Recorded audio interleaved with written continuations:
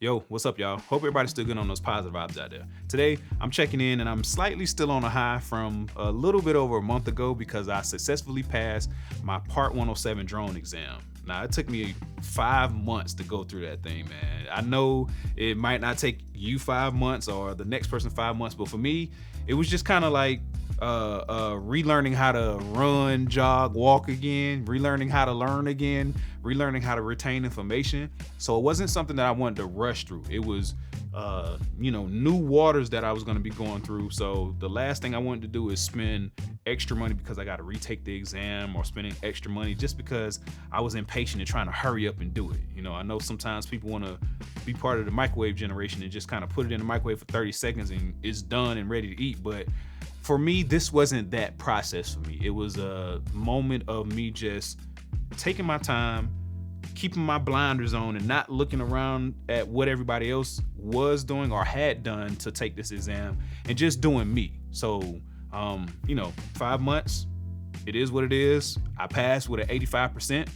I'm ecstatic about that. So now it's time to, hit the ground running with getting into some of these other programs and being able to take advantage of having the license now to be able to, do everything in the drone space. Now, over those 5 months, there was a ton of stuff that I learned, and I'm still studying now, even though I've already passed the exam, because now I'm kind of just in that space and I'm enjoying it. So I'm trying to learn more and more about it. But there are 5 things that I want to talk to you guys about today that I hope can help you on your side with successfully passing your Part 107 exam. Now, first, the thing I want you guys to go buy if you don't already have one is this Airman Knowledge Testing Supplement. It's something that is going to be a huge help for you the entire time that you're studying for your exam. Now, before y'all say, Sean, why do I need that? You need this because when you go in and sit down and take your exam, this is what they're going to hand you. It's not going to be on the computer in front of you where you can blow up the maps and do all this other kind of stuff. No, they're going to say, hey, turn to figure 32 and you got to go find figure 32, turn to that page. Then they're going to ask the question that they're asking and you're going to have to relate to what's in this book. Now, I know y'all probably like, well, Sean, if it's on the screen while I'm studying, that's fine. Yes and no. I'm going to tell you why I say no, though. I say no because if you get accustomed to it just being on the screen in front of you, you kind of get lazy and you feel like it's just going to be on the screen. I'll blow it up. I'll zoom in. I'll do whatever you want to do. And then the day of, when it's time to actually go and sit down and take that exam, and it's like, relating to figure 33 or 32 or whatever page, what is this, and this? If you have this already and you study with it, instead of just looking at the graphs and the diagrams on the screen, you get into, the process of learning how to just go through this book and find stuff. That in itself is something that, would take a little bit of stress off of you the day of the exam. Just imagine if you was on the, computer every time and you never had this book. And then the day of, it's like, hey, here's the book that you gotta, go through and process this stuff in the book and still look up at the screen over and over and over again. It might be something very small and you saying, Sean, you tripping, it ain't that deep. From me, from a mental perspective, the fact that I was already accustomed to, going through this book and just navigating through it and finding stuff. And okay, let me jump back to the front because I need to look at, okay, all right, that's what that chart says for the legend. It was something that kind of just took a little bit of pressure off of me. So, that's number one for me, is to buy this. I'll put a link down in the description. It's not crazy expensive. If you don't have one, just get it and hold on to it and, actually use it to navigate through whatever testing supplements you're using on your side to get some practice in before you go and take the actual exam. Number 2, don't rush study. Take your time. Now, I know you might be impatient and you want to hurry up and get this exam done. You want to hurry up and, sign up to take the exam and just get it out the way. I get that. But you gotta, look, be smart about it. Don't just jump into this really, really, really fast. I can honestly say that it's a ton of information to learn. And if you haven't been this person that's in the aeronautical space, it's a mountain that you got to climb, because not only do you have to learn this stuff that they're going to be pitching at you, but you need to really knowing, understanding ins and outs of it and how to operate this stuff and how to make adjustments and how to actually think through strategies. They throw a lot of different curveballs at you on that exam, and it's a situation where you have an A, B, and C. A and C might be almost identical, but that one word just made it a little bit more right than the other one. And it can throw you off from a mental perspective if you don't really know how to break down some of these things that they're gonna have for you to study. So look, don't rush, take your time. What I was enjoying doing while I was studying was really like scaling down the parts that I wanted to learn. If I was learning about airspace, I said, okay, cool. Today we're gonna take a deep dive and learn all we can about the airspace. I'm gonna take really good notes and break all this stuff down. For the next, 4 to 5 days, I didn't just jump to the next chapter of whatever I was studying, whatever I had to study.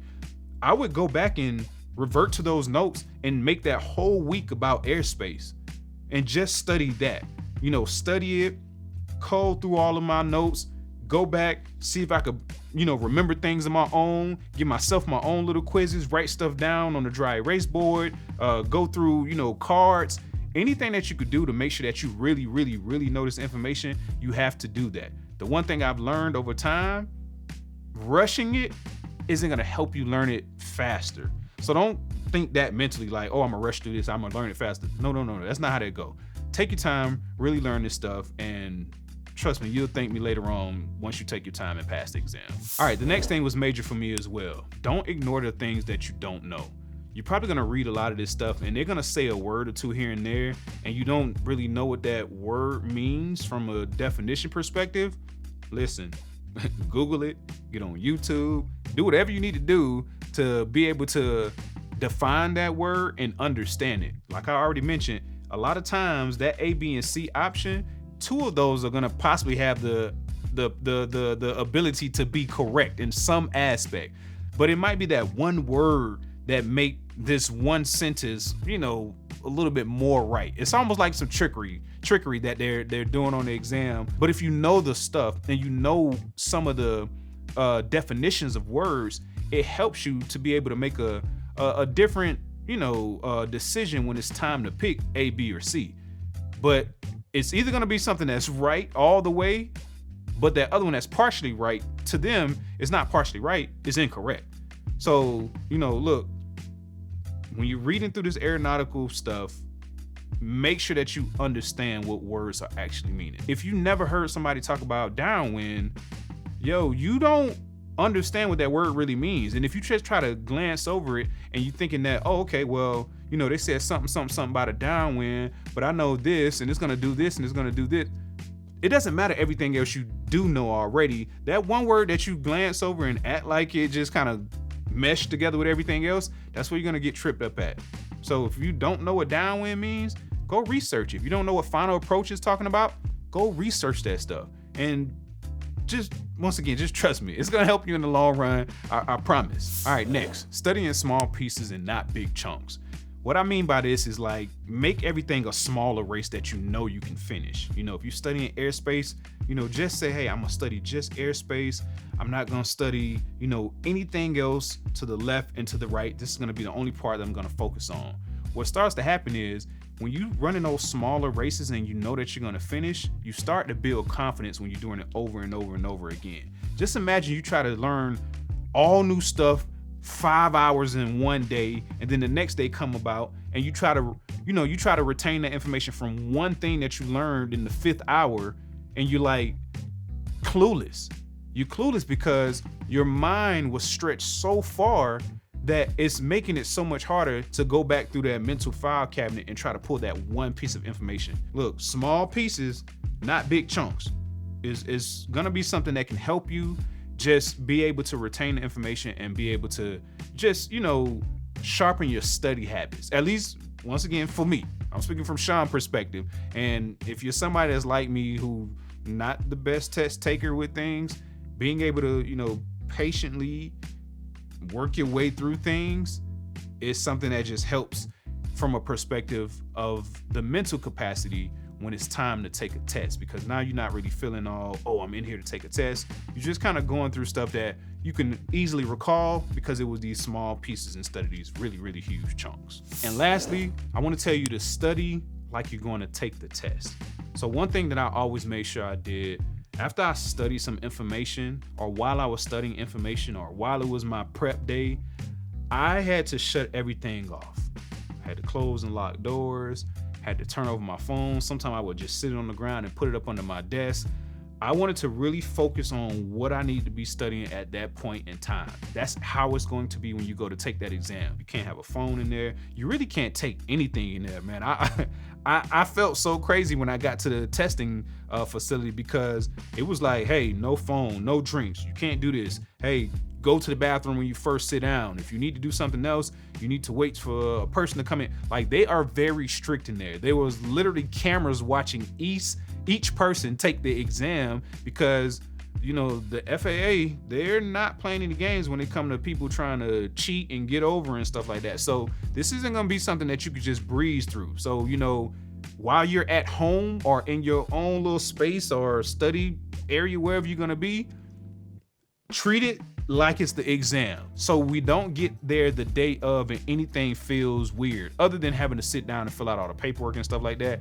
We don't want going to sit at this computer and using this testing supplement to feel weird. You know, just going through the book and reading. Okay, cool. We're here and here. Like, get yourself to that point of being comfortable. But that's only going to come with, you know, getting multiple reps in over a longer period of time. Just take it seriously. Take it seriously. Be consistent as far as study time go. And I mean, really focus. After, you know, a couple months, the first 2 months, I stopped mentally thinking that, man, this is difficult to learn. Man, this is a lot to learn. It started just being, all right, you know, we studying aeronautical information today. And even on my off days, I will find myself still saying, you know what, I'm gonna watch a YouTube clip really fast of somebody else who's training people on how to successfully pass their Part 107. You know, and after time and time again, it just started to stick with me and I just enjoy it. So now it's like I track flights and stuff now. I download random METARs just to, you know, read them at other places in the world. And it's become, you know, a different type of love and experience for me now as far as what I had to learn to get my Part 107. Okay. Look, y'all, I hope this information is helping, well, will help somebody out there. I just want to give y'all some tidbits and not be the person on here just like, hey, you got to learn this, got to learn that, or this is how you do this and this is how you do that, and this is right and this is wrong. I want to tell you how to mentally go in and try to make all this stuff make sense, because aside from learning a ton of information, it's a huge mental thing as well. And if you get tripped up mentally, the information is not going to stick. I don't care how much you read over it. All right. Look, man, y'all keep pushing out there, keep fighting, stay on the positive vibes, and as always, good luck. Talk soon.